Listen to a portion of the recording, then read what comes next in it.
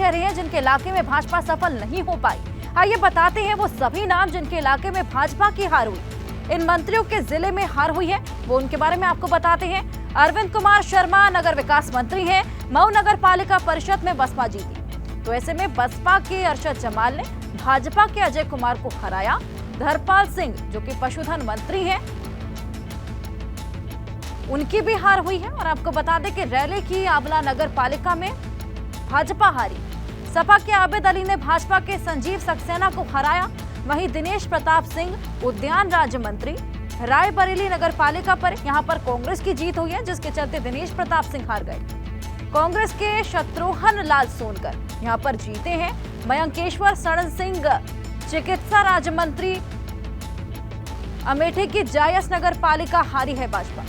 तो ये वही सीटें हैं, ये वही नाम है जहां पर मंत्रियों की साख दांव पर थी, लेकिन वो हार गए। गुलाब देवी माध्यमिक शिक्षा राज्य मंत्री हैं, संबल की 2 नगर पालिका में भाजपा हारी।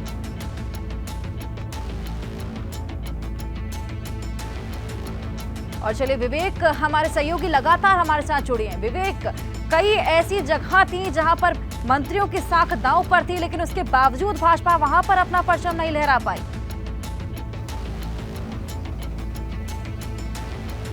देखिए हर्षा, भाजपा ने बहुत चुन चुन कर टिकट दिए थे और जो दबाव था, जो रिश्तेदारों को टिकट देने का दबाव था, जो बड़े नेता हैं महापौर पे 17 नगर निगम की सीट पर बहुत प्रेशर था कि जो महापौर पद के लिए टिकट मांगे जा रहे हैं उसमें तमाम विधायक मंत्री उनके रिश्तेदारों को टिकट दिया जाए, ये प्रेशर था। लेकिन भाजपा के शीर्ष नेतृत्व में एक नहीं सुनी और उन्हीं लोगों को टिकट दिया जो जीत सकते थे, उन्हीं लोगों पर दांव लगाया जो जीत सकते थे, सारे समीकरण को सेट करके। लेकिन नीचे चाहे वो पंचायत हो या पालिका हो, परिषद हो, उस पर कई लोगों के, कई खास लोगों के टिकट स्वीकृत किए गए। लेकिन वहां पर बड़े बड़े मंत्रियों की साख दांव पे लगी थी, प्रतिष्ठा दांव पे लगी थी और वो सब धूल धूसरित हो गई कहा जाएगा। जिस तरह से वहां पर किसी जगह पर कहीं अगर निर्दलीय कोई जीत गया, कोई कांग्रेस से जीत गया, कोई बसपा से जीत गया, कोई सपा से जीत गया, तो सबकी प्रतिष्ठा धूमिल हुई है। बड़े मंत्री, नगर विकास मंत्री, जो कहा जाता है कि जो नगर निकाय चुनाव है उसके लिए नगर विकास मंत्री का नाम बहुत बड़ा होता है, वही एक तरह से पूरे कर्ता धर्ता होते हैं, पोषक होते हैं इस पूरे नगर निकाय के। लेकिन उनके क्षेत्र में, मऊ में, वहां पर पालिका सीट हार गई।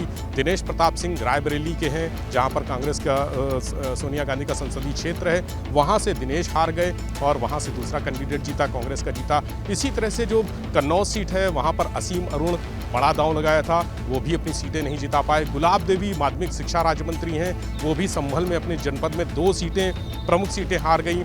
मयंकेश्वर शरण सिंह जो चिकित्सा राज्य मंत्री हैं, वो भी नहीं जिता पाए अपने क्षेत्र की सीटों को। बलदेव सिंह औलख वो भी नहीं जिता पाए। तो यहाँ सबसे बड़ा सवाल ये है कि जो इन्हीं की सिफारिश पर वो टिकट दिए गए थे, सारे लोगों को इन्हीं की सिफारिश पर रखा गया था कि इनको ये कहा गया था कि ये लोग जीत जाएंगे। मेहनत भी करी इन लोगों ने, ऐसा नहीं है कि मेहनत नहीं करी हो, सारी अपनी मान प्रतिष्ठा दांव पे लगाई, लेकिन ये सीटें नहीं जिता पाए। और भाजपा के लिए सबसे बड़ा समीक्षा का सवाल यही है, समीक्षा का दौर यही है कि अब इन सीटों पर अगर ये मंत्री अपनी ताकत लगा रहे थे, पूरा समय दे रहे थे, चेहरे थे और ऐसे में अपने ही गढ़ में कई जगह कई लोग हारे। क्या है कौन?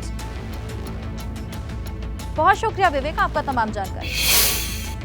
मायावती ने सिर्फ बैलेट पेपर से चुनाव कराने की मांग नहीं की। कल सपा के प्रदेश अध्यक्ष नरेश उत्तम पटेल ने भी कुछ इसी तरह की बात कही। उन्होंने क्या कुछ कहा, क्या कुछ सवाल किए, वो भी आप देख लीजिए। ईवीएम और बैलेट पेपर का है भाई, पूरा है।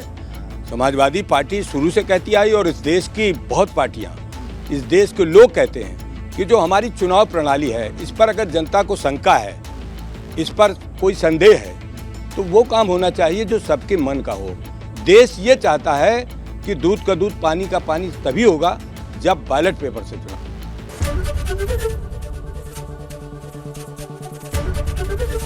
एबीपी गंगा, खबर आपकी, जुबान आपकी।